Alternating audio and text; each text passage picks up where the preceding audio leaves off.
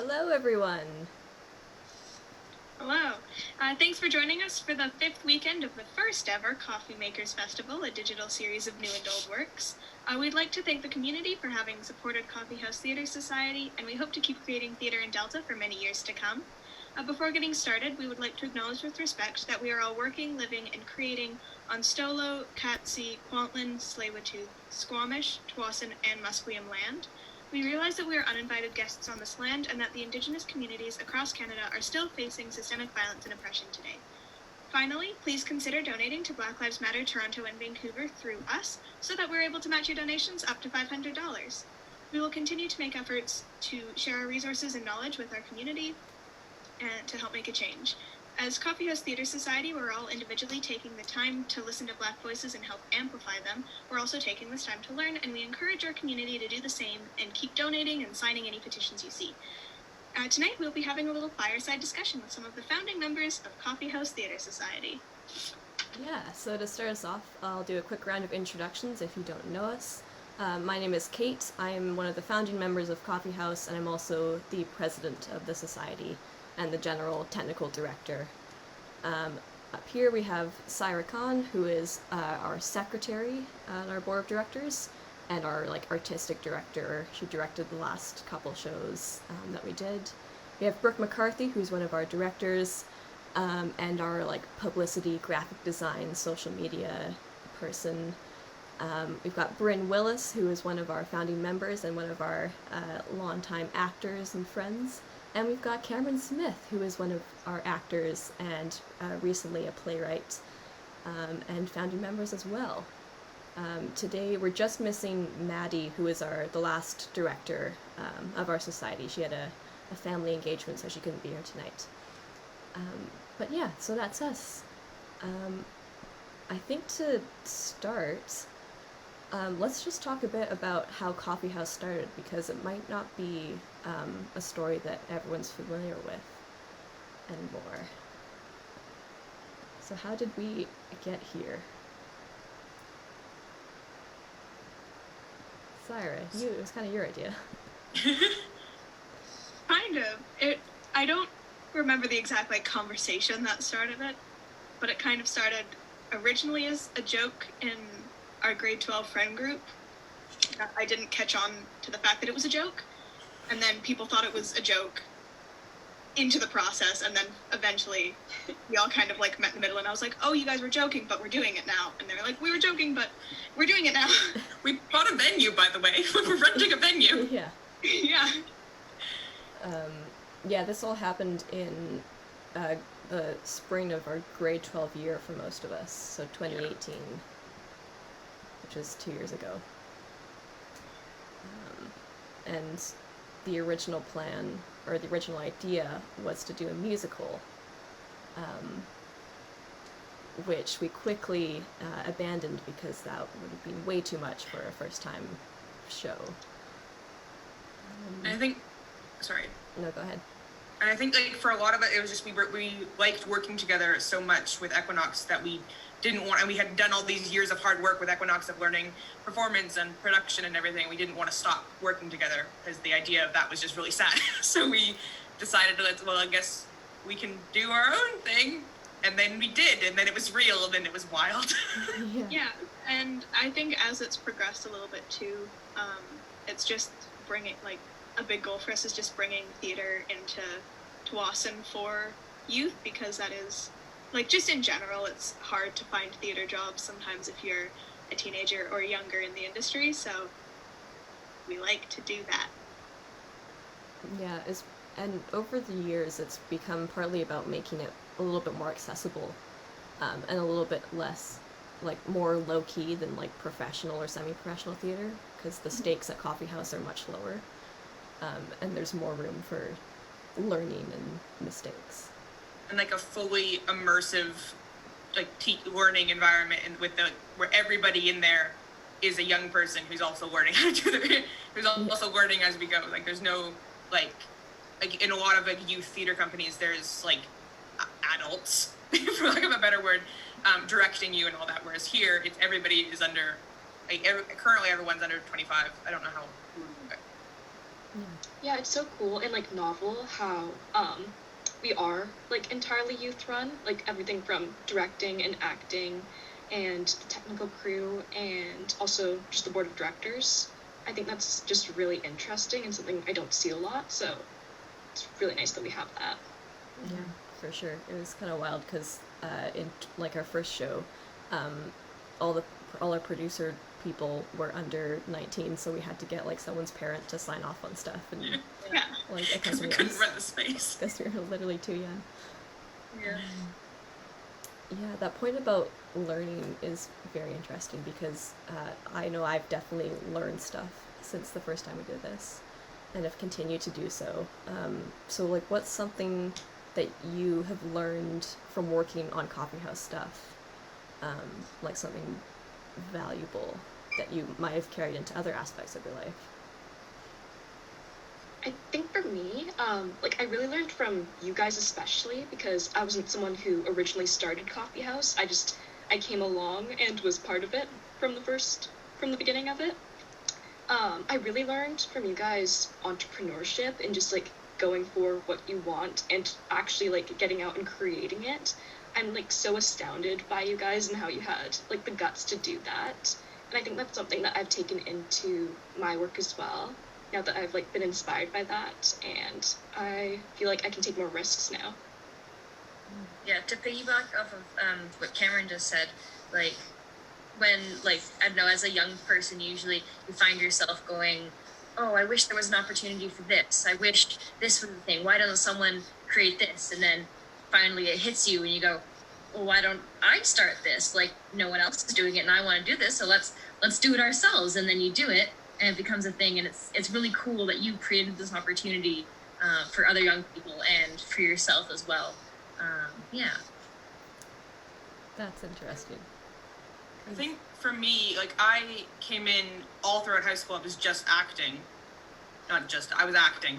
And then coming into Coffeehouse, I wasn't acting. I went like right away, I didn't really want to do the performance side. I went right into the crew side, and I pretty much learned everything on the job because I'd never done any of the graphic design stuff, and I'd never done any of the publicity stuff in front of house managing. I didn't realize, like, I knew that was a lot of work because I'd seen people do it before, but I didn't realize exactly how much was involved in all of that stuff and how much goes into promotion, how much goes into graphic design and all the cool stuff you can do, like, with that, and how much is involved in running in front of house during the show. And yeah, I don't know, that's just, for me, it was like a completely new job that I was learning. Yeah, I never directed before Coffeehouse, I don't think. No, I did not direct before Coffeehouse. So that was a really fun experience of learning how to do something as we were doing the thing in a short time frame. And so I think I've grown as a director from like The Importance of Being Earnest, which was our first show, to now and doing it virtually. I can look back and be like, oh, I could have done this instead of this. So that's kind of a cool thing. Mm-hmm. Yeah, I think maybe the biggest thing I learned, especially that first year, is how much you can do if you don't realize that you can't do it. Yeah. Like, we didn't know what we were doing when we started this, and I think that mostly worked in our favor because we didn't know how hard it would be. I also just think it's a really like unique experience to be just surrounded by people who, again, nobody had done this before, so like everything was exciting to everyone. Yeah. Like, we walked into the space the first day and it was like, oh my god, we rented this space, this is ours for the weekend. Yeah. And it's like, we ordered the buttons, it's like, oh my god, like, that's our logo on a physical object that you can hold in your hand. And then we got our shirts and everybody was like, ah! Yeah. Yeah, it is. And I think, sorry. Oh, sorry, go ahead. And I think what like really helps like put it all together, the reason that like Coffeehouse has worked out so well is everyone in the cast and crew and everything are so committed and passionate about theater that like if we didn't have that group of people who are so passionate about doing this, then I don't think it would work as well as it has. Like, we have people who like show up for rehearsals and everything and put in the work, and then we get the amazing productions that we get. Yeah. On a more practical note, for like learning, it's very important to be inside for rehearsals. Yeah. If you rehearse outside, you are at the mercy of whether or not it rains. Yeah. If it rains, you have to pack everything up and end rehearsal. That's one thing people might not know is that for our first show, all of our rehearsals were outside, pretty much. In Kate's backyard. Yeah. In Kate's in my backyard, backyard. because we didn't have a rehearsal space. Yeah. Yeah. So you had it taped out in Kate's backyard, which is Which I don't recommend unless we absolutely have to. it was a cool way to start. Yeah, it's good we got through that though. Like we made it work totally, which is great. Yeah. Yeah, we learned a lot that first year. Namely, give yourself like lots of time. I think we did Ernest in like a month and a half, which was absolutely not enough, but is rehearsals, doable. I think, probably started in. We had rehearsals every day in July leading up to it, every weekday in July. Yeah. And then before that, I think we did like once a week, which was not enough time. Because we were finishing grade 12, we were busy. We had other things to do. Yeah. We could have maybe moved the show back into August, but we did it, and it was good. We did it. It was awesome. That said, we've learned since then the importance of taking breaks. Like 5 days a week for rehearsal for a few hours a day is not much compared to like professional theater schedules, but for people who are also working other jobs and doing their own stuff, it's a lot, and we won't be doing that again. This is kind of a leading question from Jasmine, who asked, "What's your favorite memory with with the Coffeehouse team?" Also, hi, Cammy. I would say one of my favorite memories is one Brooke mentioned actually, which is walking into the theater for the first time.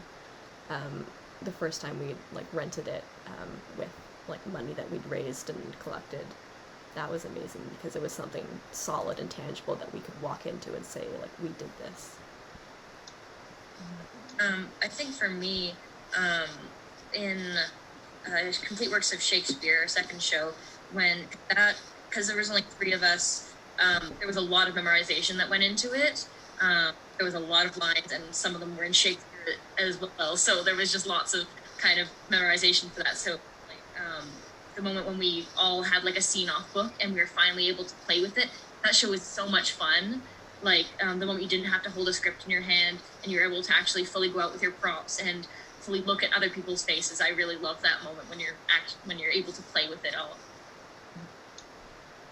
One of my moments, it's a really kind of I have like 2 really small ones. One is just like the smell of like backstage. We had like a spray for our costumes so that it was disgusting, and it's a smell that is embedded in my memory forever.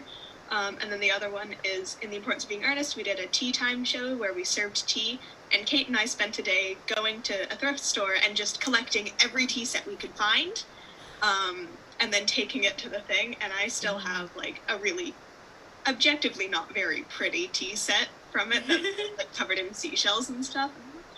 I forgot about that. I think I have 2. They're both from Ernest. The first one is like we had done. Luckily enough, I got to like listen and watch the show every night because I was in the lobby and I was like able to pop my head in occasionally. And we had just had such a great run, and we were doing so well, and the audience was loving it, and there was like almost no mistakes that we noticed. And then on the last night, Sean, who played one of the Ernests, walks up to Bryn, who is playing Miss Bracknell, right? Miss Prism. Miss Prism, and he's like all in a rush, and he's holding the handbag, and one of the line is supposed to be, "Is this the handbag, Miss Prism?" But he said, "Is this the Prism, Miss Handbag?" And he didn't realize what he said, and Bryn just completely lost. So he was trying not to lose it, and it was just like, it was so surreal. It was on our last night. It was just like, we worked so hard, and it was just like, this is the kind of, it was perfect to me, even though it was a mistake. It was just such a perfect line. And then also on that same night, later on, we'd finished cleaning up, and then Maddie was playing the piano, and she was playing Take Me Home Country Roads, and we were all singing along. And it's I filmed it on my phone, and I watch it whenever I'm sad because it's genuinely just such fun. Like we were so happy, like we couldn't believe that we'd done it, and we did it. And then now we've done it twice, and now we're doing it digitally, which is wild.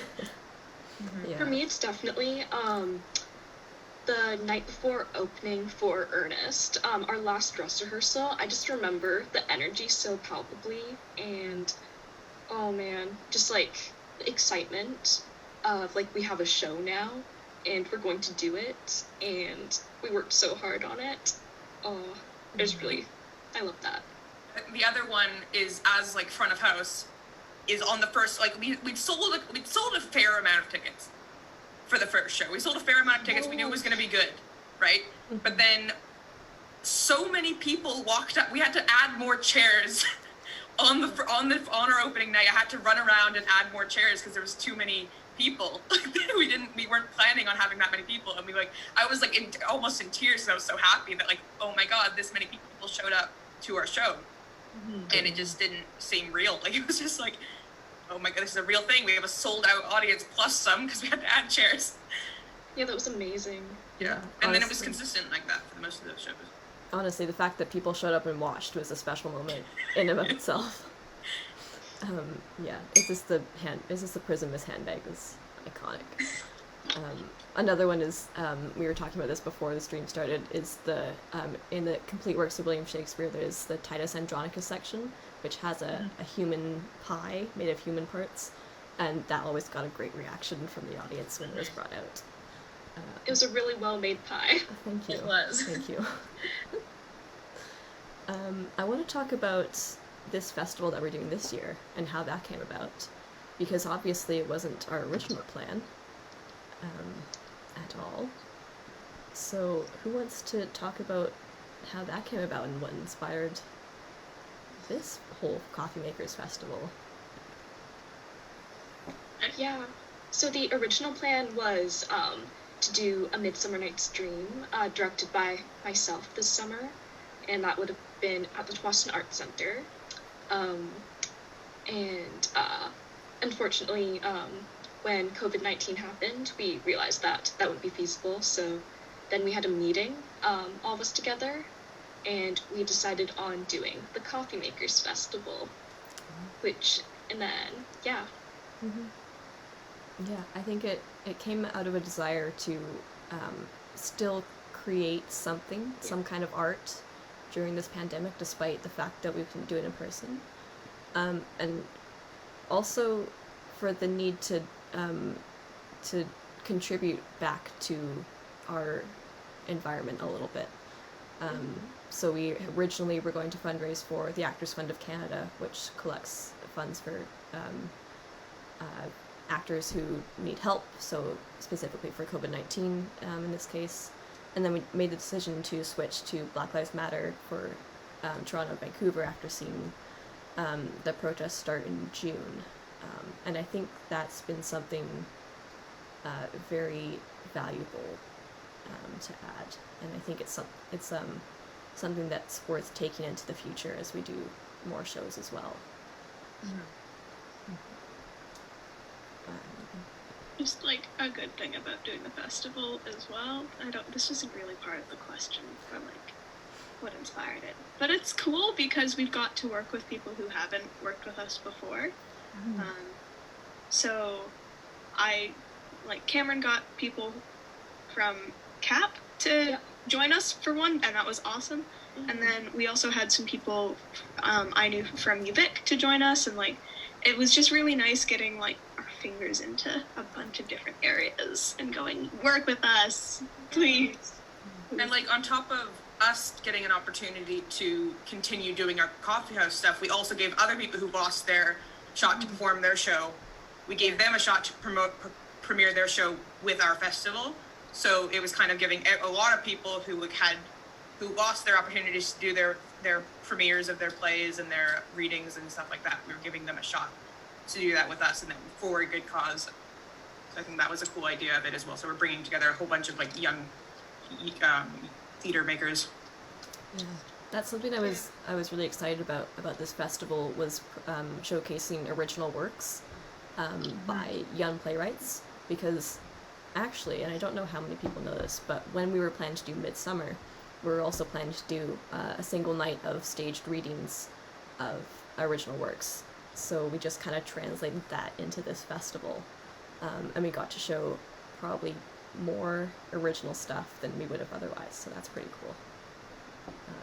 And like Rule of Three and Blunt Force Trauma was supposed to be at a festival.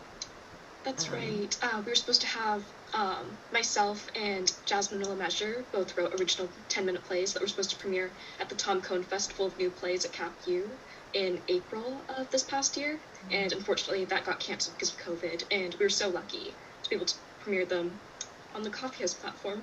Yeah. And next week we've got Light Rapid Transit, which is a show that I was working on at the start of the year that got cancelled right before we were supposed to go up in March.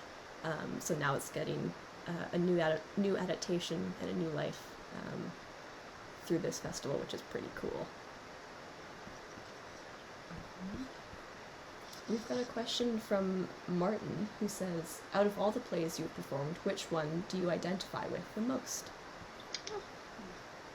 Is that including, I guess, can we include like digital festival plays that we've done so far as well?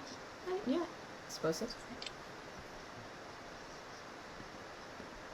I think for me, it's definitely Complete Works, because it was just like theater kids having fun in theater and like just making an absolute like mess of Shakespeare, which is what everybody loves to do. Yeah. And making people laugh and just interacting with the audience. A lot of us came from an improv background as well. And the show, even though it was scripted, felt like a very improv-y feel to it. So I think that's the one I identify with most. I think for me it has to be Complete Works as well. I feel like especially by the end of Complete Works, when we were actually in the show run, I really felt like I identified with it because I feel like Complete Works just really solidified my love of Shakespeare, and now I just love Shakespeare so much. And I think it was through that show that I really became a true fan of Shakespeare. So yeah.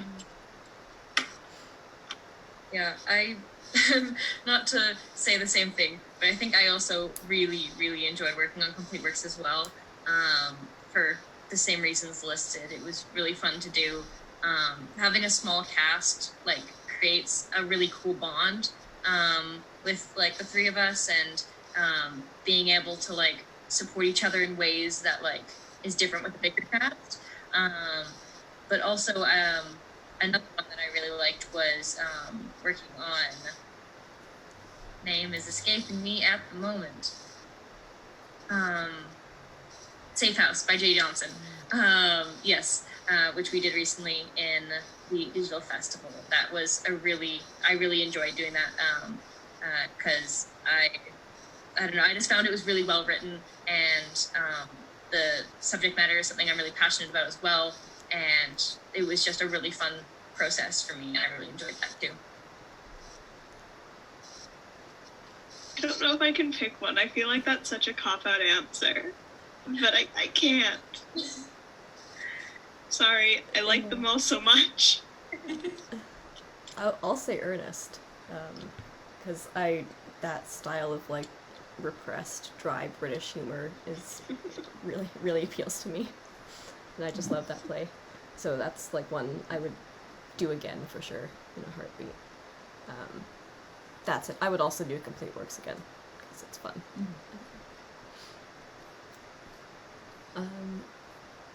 I'm curious to know what you guys think. Do you think virtual theater will stick around after the pandemic? Do you think there's room for this kind of fusion of art forms in the theater world? I think so. I think it's definitely a really cool opportunity for people who may not be able to, may not be as close to each other physically, in different countries or in different states or provinces or cities, and may not be able to all meet in one spot because it's too far. I think this kind of platform will stick around because that would just create so many more opportunities for the arts, for people to connect from different countries and different backgrounds and different cultures and everything, and I think that would be really cool. Also, it's such a neat platform. It's just so cool, the idea of having boxes or having a show that's centered around this virtual space. And just a little bit before we did we started this festival, I was also able to work on a show called Papa Records Everything, which very much used the Zoom space, and I kind of fell in love with it. And now I'm like, if I don't know, I kind of keep getting ideas for like, oh, this would be a cool idea for a show if we did it over Zoom. And it's also just more accessible for people. Theater isn't always accessible just because of like the ticket price, or the space itself might just not be accessible for everyone. And I think this is really cool, the idea of like, it's a free live stream. Not everything online is free, but like what we're doing is a free live stream of theater, and it's fun and exciting and cool. Yeah. Really hope that like theater continues like online like this, because like Syrah was saying, like the accessibility of it, both in terms of like financially accessible as well as like just general accessibility, like having pro shoots and stuff recorded and having these pre-recorded and then being able to like put subtitles and stuff like that on it for people who can't hear, who have trouble like understanding things when they're at a far distance. Like having that as an option when so many theaters don't have that, I think is really cool. And also the pro shoots just being available, because not everyone can go to New York and see a Broadway show or go to London and see the National Theatre shows, but like having them be available to those people because they're no longer on Broadway as they were, or on the West End as they were, I think is really cool. Yeah, I totally agree with all of that. I feel like especially for virtual theater, it's a great platform for fundraisers in particular. I feel like I hope that will stick around and that we'll be able to do that some more too in the future. And also, I really like being able to have this platform to go back and revisit old plays that we've done. So for instance, like Ernest, I kind of hope that we can maybe do that every year as a virtual theater thing. That'd be really fun. Yeah, that would be fun. That's a good idea. I think also in terms of like pure art, there's a lot of interesting potential between the marriage of liveness and online space. And there's already like companies who have been doing stuff where they like live stream stuff on stage. So there's a lot of potential there, which I'm curious to see what people do with. I got handed a question, which is, what advice would you give to other young artists who want to make theater either in person or online? Do it. Just do it. Just do it. Yeah. Yeah. Not to quote like Nike or whatever, but Yeah. It's gonna be hard, and it's a lot more work than you might think, but it's definitely worth it. If you love theater, do it. Just do it. And there's so many free plays and so much like free music and so much like in terms of like, especially if you're doing like a Zoom thing where you don't have to pay for a space and stuff like that, it gets so accessible to just do Shakespeare with your friends. And then you can live stream it, or like, and if you do want to do it, the physical thing, you'll be surprised like how cool people think it is that you're doing this, and a lot of people are really willing to help you do that. Like we wouldn't be where we are without like the amazing like businesses and stuff like that in Tawasin and Delta, who saw that these like pretty much kids were just like, hey, can we have money? We're going to do a show. Like we were just going door to door and asking for money, like in nicer way with letters. Yeah. We were going around businesses and saying, hey, would you donate to our show?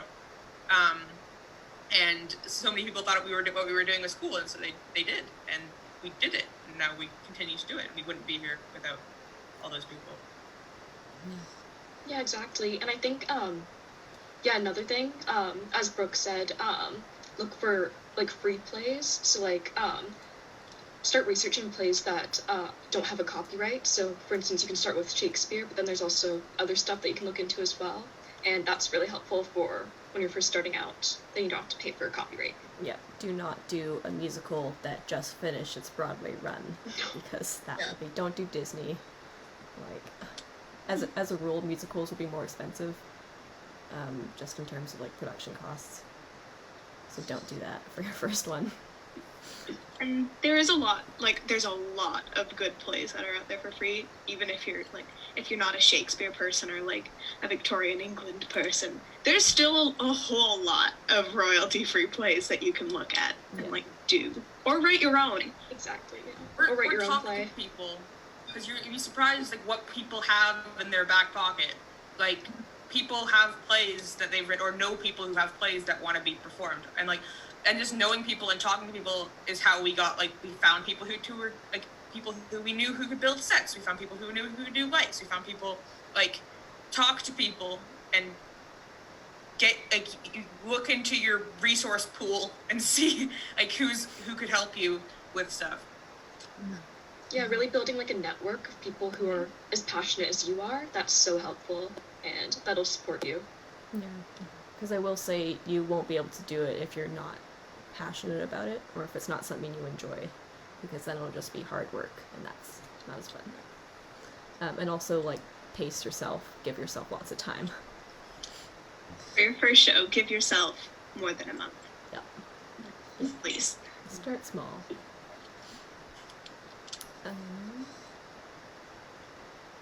Why, like, kind of building off of that, why should kids and young adults get involved with theater? What's the point of it? Why should theater continue to be a thing? I know for me, like, besides just wanting to do theater as a career and wanting to make it a career, it also just taught me how to have a really good work ethic, and instilled that in me so much into both my career and also just my life in general, and that's something that I take with me. So I think that that's a great positive that comes out of just being passionate about something. Mm-hmm. I also just, like, even in high school theater or whatever, the confidence you gain from it is unimaginable. Like, I started in Equinox Theater at South Delta in grade 8 when I was like this shy, timid grade 8 who didn't want anyone to look at her. And then, like, now I'm here and sometimes I like people looking at me now. And it's just one of those things that's like, it teaches you how to be vulnerable and okay with being vulnerable, which is always a lovely thing, and you make some really good friends really quickly because everyone is just so open, and like, if you work on a show with someone, chances are you're gonna be friends with them, and it's great. Yeah, to again piggyback off of that, like, you always, theater helps you, like, in a lot of high school theater, you learn to, like, build your ensemble and create a really strong ensemble. I find, even if it's not high school theater, like any sort of theater group, you gain a really, really tight bond with your ensemble, and that really helps in day-to-day life as well, like cooperating with groups of people, even learning, like, leadership skills and stuff like that, if you happen to be, like, if it's a musical and you're a dance captain or something like that, or like, it also helps with, like, independence and stuff like that. If you're you pull someone aside and say, hey, I want to help run these lines. Well, they're running this first scene over here. Then you learn to kind of work, I don't know, with other people and also by yourself and stuff. Yeah, I will say, speaking from a backstage point of view, there's no end to the practical skills you can learn, like budgeting, leadership, carpentry, some electrician stuff, work ethic, like Camryn said, painting, sewing. These are all, like, How to tie knots. How to tie knots? I didn't know how to tie knots before I did theater. Now I do. You know how to make a bloody pie, too. Now I know how to make fake pies. And just general life skills like responsibility, showing up on time to work, taking initiative so that, you know, you don't have to have someone telling you exactly what to do every step of the way, figuring stuff out on your own, problem solving. There's so much problem solving, especially in technical theater. So you really learn to think on your feet. And these are all skills that you can take into other areas of your life and into other careers if that's how you decide to go. And you learn to just, like, trust your gut and take risks, because when you're up there and when you're surrounded by people who you either are, like, beginning to trust, or by the end you do trust them, because everybody's in the same boat. You are, like, you just learn to just try it, and if it doesn't work, it doesn't work, but just see what happens, and so maybe it's like something hilarious will happen, maybe something like will make the audience cry in a good way, or in a bad way, you never know. Just like yeah, just taking risks and like learning to just, like we were saying earlier, just do it and see what happens. One of my favorite things that I've learned how to do since I've started doing theater is the policy of instant forgiveness, which is basically just a little saying that says if you make a mistake, it's just instantly forgiving and you move on and you learn from it and you hopefully don't do it again. But if you do, it's not the end of the world. Another one is like, it's not life or death, it's just theater. So, which is a good policy to have in every aspect of your life, really. So yeah. I think for our last question to wrap things up, I'm going to ask, what's your dream show to do?